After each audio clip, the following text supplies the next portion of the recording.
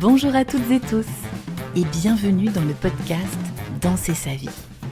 Je suis Gaëlle Piton, sophrologue, coach, autrice, artiste, une femme aux multiples casquettes. Dans ce podcast, je vous partage mes réflexions et conseils avec authenticité et liberté. J'ai également le plaisir d'accueillir des personnalités inspirantes pour vous aider, vous aussi, à danser votre vie. Vous êtes prêts ? C'est parti ! Bonjour à toutes et tous les danseurs de la vie et bienvenue dans ce nouvel épisode du podcast. Aujourd'hui, j'aimerais partager avec vous le fait que quand vous commencez à danser votre vie, eh bien tout le monde n'est pas prêt à danser avec vous. J'ai beaucoup parlé du courage qu'il faut pour changer de vie, pour créer, pour entreprendre, pour écrire un livre, monter sur scène, lancer des projets, prendre sa place. Mais aujourd'hui, j'aimerais vous parler de ce qui peut se passer après.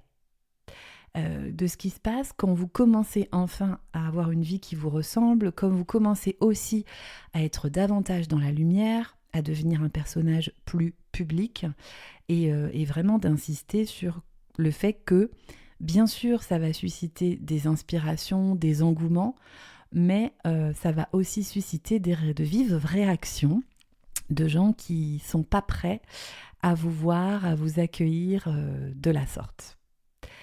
Je vais commencer par vous parler des silences qui en disent long. Le fait d'être dans la lumière, là je l'ai vu notamment avec le spectacle, avec le sujet sur France 5 dans le magazine de la santé, où vraiment là ce sont des bassins d'audience très importants. Il y a eu aussi de gros silences de personnes et surtout de ma famille proche, parce que je pense que ça bouge sacrément les lignes, que c'est difficile de se réjouir pour certaines personnes de votre réussite. Et donc, il y a des personnes qui vous envoient le silence, le ghosting même, le fait qu'on ne vous calcule pas. Donc, ce n'est pas des attaques, c'est vraiment des absences. Et ces absences, elles peuvent être extrêmement douloureuses parce que le silence, il dit énormément de choses aussi. Donc ça, j'ai pu vraiment l'expérimenter de près, ça m'est toujours inconfortable, mais je traverse. C'est-à-dire des gens, vous savez très bien, qui regardent vos stories, ça c'est les réseaux sociaux, pour ça c'est vraiment un bassin expérientiel important, mais ce n'est qu'un outil de visibilité. Moi vraiment je reviens souvent à ça, à me dire ce n'est qu'un outil parmi d'autres, c'est comme un flyer, c'est comme, voilà, comme le podcast ici, c'est des outils qui permettent de transmettre des idées. Donc en fait, l'idée, c'est d'être au plus juste dans ce que vous voulez transmettre et peu importe la réaction, n'empêche que quand même, ça vient vous piquer un petit peu. Les réseaux sociaux, ils sont pervers dans cet aspect qu'ils donnent l'illusion de la proximité aussi parfois. Il y a beaucoup de personnes qui me disent « Ah, je te suis sur les réseaux, je vois que vraiment tout roule pour toi. » Oui, alors, tu ne me suis pas sur les réseaux sociaux, tu suis ma posture professionnelle. Déjà, c'est pas tout à fait la même chose, c'est-à-dire que des choses vraiment extrêmement personnelles, type jardin secret, ne figurent pas sur mon Facebook, ne figurent pas sur mon Instagram, ni sur aucun de mes réseaux, parce que c'est vraiment un jardin secret que je protège. Et cette phrase-là, je te suis, c'est comme si ça suffisait en fait pour entretenir une relation. Comme si voir quelques photos, quelques vidéos ou quelques publications, ça permettait de connaître une personne, donc pour les personnes qui ne vous connaissent pas, ou de se satisfaire du fait que c'est bon, on est en lien. Non, les réseaux sociaux racontent une histoire, ils ne racontent pas toute l'histoire. Ils montrent la scène, pas les coulisses, ou en tout cas certaines coulisses choisies. Donc il montre le livre par exemple, il montre pas les années d'écriture. Il montre mon passage à la télé, mais il montre pas les nuits de doute que j'ai pu avoir. Il montre les sourires bien souvent, pas toujours les larmes. En fait, vous voyez l'aboutissement. Le chemin, même si j'essaye de le communiquer au mieux, vous n'en avez qu'une infime partie. Et vraiment, ça dans un cercle, alors quand c'est des anonymes, évidemment, ça me touche moins quand c'est des personnes qui sont de votre famille et qui considèrent qu'en regardant Facebook, ils ont de vos nouvelles. Ça vient quand même questionner la grande illusion dans laquelle on se trouve. Voilà, donc c'est une actualité et vraiment, moi je le revendique. Je ne suis pas sur Facebook dans un endroit mon jardin secret, donc les groupes de famille, etc. C'est pas ce lieu-là où moi j'entretiens les relations en fait. Même les anniversaires, pour ce qui est des gens qui me sont proches, je les souhaite pas par Facebook. Ce serait intéressant justement de mener aussi cette réflexion, de vraiment voir les endroits où vous pensez connaître. Si vraiment c'est des gens qui comptent pour vous, ça vaut le coup de parfois de passer un petit coup de téléphone ou d'envoyer un SMS pour savoir comment ça va vraiment. Il y a aussi les étiquettes qu'on vous colle une fois que vous entrez un peu dans en scène en fait, ou en tout cas dans une certaine notoriété. Donc moi j'ai droit à la parisienne parce que je viens pas du tout de Paris. En plus je n'habite absolument pas Paris, mais bon ça c'est pas grave, c'est un raccourci. En gros la parisienne, elle nous regarde de haut, nous petits bouseux de la campagne, ce qui est totalement faux. J'ai jamais eu comment dirais-je, de ressentiment ou de jugement par rapport à là d'où je viens. Je sais d'où je viens et j'en ai énormément un respect et une mémoire, et donc voilà, c'est vrai que ça... Alors parfois c'est dit sur le ton de l'humour bien évidemment, et on se marre de ça. Parfois c'est beaucoup plus ironique et ça cache aussi des choses. Ou l'artiste, alors elle c'est une artiste... Voilà, bon, comme si ça suffisait à résumer une existence. Donc là, vraiment, ces étiquettes, elles dispensent parfois les personnes aussi de s'intéresser vraiment à ce que vous vivez, à vos stress, à votre peur, à vos efforts, à comment ça se passe dans votre vie artistique / entrepreneuriale / d'humain tout court. C'est vraiment comme si ma personne disparaissait derrière ce pseudo-personnage, en fait. En tout cas, ça m'a forcé parce que l'idée, c'est vraiment pas de semer du ressentiment et de partir d'un point blessé. Je vous dis juste ça parce que c'est une réalité et que si vous avez envie à un moment donné de vraiment incarner qui vous êtes, de prendre la lumière peut-être avec des projets, je pense qu'il faut être prêt à ça aussi. Parce que c'est loin d'être simple, c'est loin d'être très agréable. Après, ça donne du terreau pour d'autres choses beaucoup plus fertiles. C'est-à-dire que moi, j'ai bien identifié ma galaxie. Alors c'est comme ça que je l'appelle. J'ai même dessiné cette galaxie sur une grande feuille avec les photos des personnes qui en font partie. C'est les personnes qui sont vraiment là, ma galaxie, qui m'aiment quand tout va bien, mais qui m'aiment quand rien ne va aussi. Des personnes qui se réjouissent vraiment de mes réussites et qui restent aussi présentes dans toutes mes galères. Parce que soyons clairs, il y a des galères, vous l'aurez compris. J'essuie de nombreux refus, de nombreux échecs. J'essaye en permanence des choses, donc il y a des choses qui fonctionnent et d'autres moins. Mais cette galaxie, elle est là aussi quand je me demande si tout ça a du sens ou que je doute un peu de ma foi en Danser sa vie. Donc j'ai vraiment la chance d'avoir un cercle d'amis, une famille nucléaire très solide, donc restreint mais précieux. Donc des personnes qui m'aiment pas pour ce que je produis, ce que je fais, mais pour qui je suis. Et vraiment ça change tout. Et je me nourris aussi beaucoup de biopics, de témoignages d'artistes, sportifs, ça m'a toujours beaucoup aidé. Et je vois que c'est une constante quand même, l'entourage et la qualité de votre entourage y est pour beaucoup dans la pérennité de votre œuvre en fait. Et donc il y a quelque chose qui est en train vraiment de se passer aussi pour moi. Je pense que c'est aussi un nouvel apprentissage, c'est que je suis beaucoup plus radicale avec le temps, c'est-à-dire que j'accorde du temps à cette galaxie. Vraiment, le reste, je l'accorde à mon œuvre en fait, à Danser sa vie. Et j'ai pas de temps à perdre avec des énergies basses ou des personnes qui vont juste profiter. Parce que j'ai aussi des nouveaux amis, vous savez, dans cette réussite, des gens qui soudainement s'intéressent à moi, qui apparaissent quand quelque chose devient visible. C'est des personnes qui ont pu, alors c'est surtout au niveau professionnel, ne pas du tout me calculer, voire me faire des réponses du genre « Non, je peux pas te recevoir dans mon podcast parce que t'es pas assez connu, je prends que des gens qui sont assez consolidés. » Et là, tout de suite, France 5, la scène, comme par hasard, ça change le regard. Donc, je m'amuse beaucoup de ça parce que j'ai beaucoup de compassion en me disant « Ok, vous êtes à cet endroit-là, tant pis en fait. » Mais ça, j'ai dû vraiment travailler aussi le côté égotique là-dedans parce qu'évidemment, ça flatte votre ego.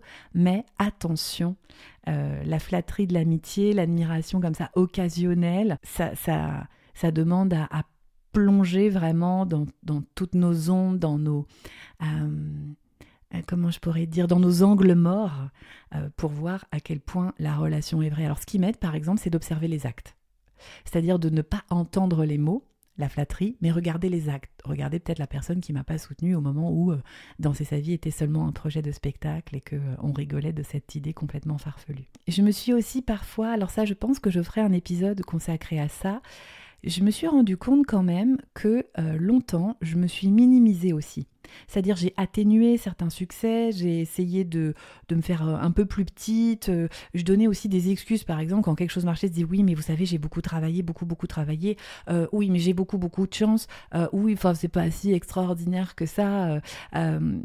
J'avais besoin parfois aussi de justifier ma joie, comme si célébrer ce qui m'arrivait, ça risquait de déranger. Aujourd'hui, j'ai compris que célébrer, ça se fait, que c'est tellement puissant. Je demande d'ailleurs aux personnes que j'accompagne en mentorat de célébrer chacune de leurs réussites. Moi aussi, dans mes espaces d'accompagnement, je suis réputée pour être la personne qui célèbre. Cette célébration, elle doit se faire avec des personnes qui accueillent ça, qui vraiment vont se dire « Waouh, trop bien !» et pas « Ah mon Dieu, mais dis donc, elle en a bien de la chance, elle a dû forcément coucher pour ça. » Voyez, ce genre de choses très agréables à entendre.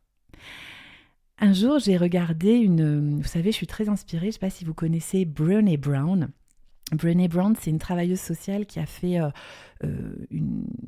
plusieurs ouvrages. Elle a beaucoup parlé de vulnérabilité. Il y a un TEDx qui est disponible et puis aussi une conférence sur Netflix. Brené Brown, elle dit « If you are not in the arena getting your ass kicked on occasion, I'm not interested in or open to your feedback. » Elle dit en fait, si vous n'êtes pas dans l'arène en train de vous faire botter le cul, de prendre des coups vous aussi, alors je ne suis pas intéressée ni ouverte à votre feedback, à votre avis. J'adore cette phrase parce que effectivement, attention aussi au retour.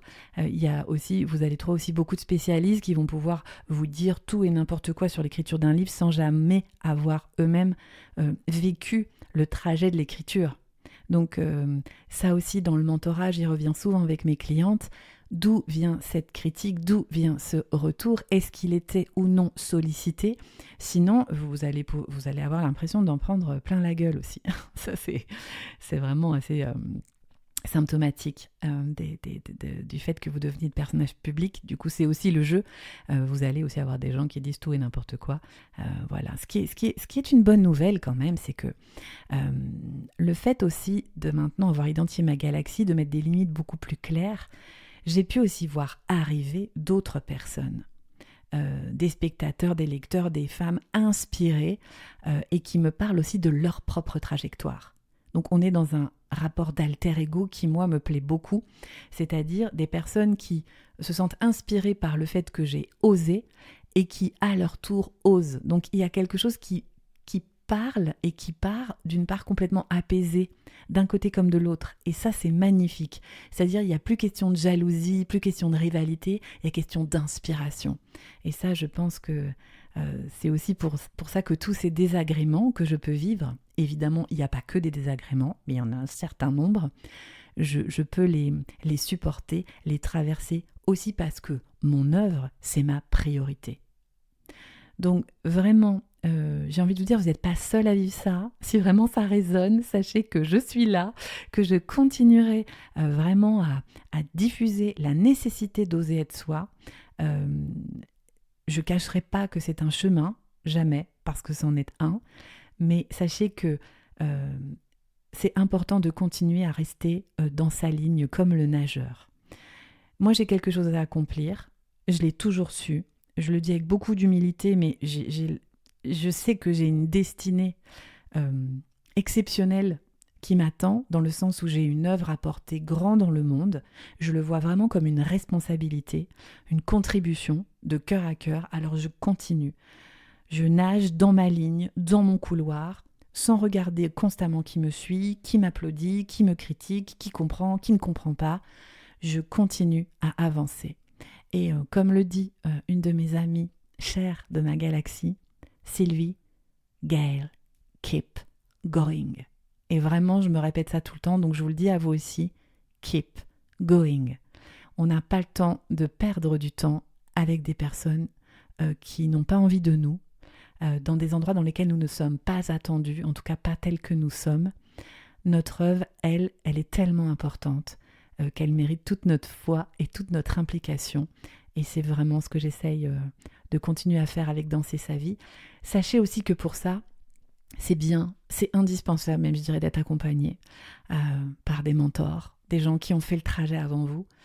C'est ce que moi, je m'applique à moi-même. Je suis dans des mentorats tout le temps. Je change en fonction de mes besoins.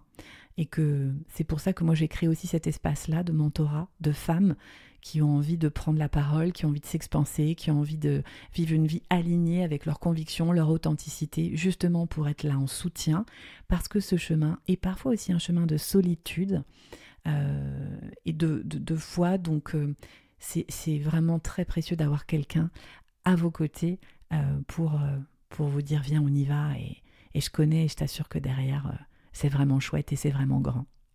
Merci de votre écoute les danseurs de la vie, je vous dis à bientôt pour un nouvel épisode. Cet épisode vous a plu ? N'hésitez pas à partager autour de vous, à mettre des commentaires, des pouces, des étoiles. Cela aide énormément mon travail.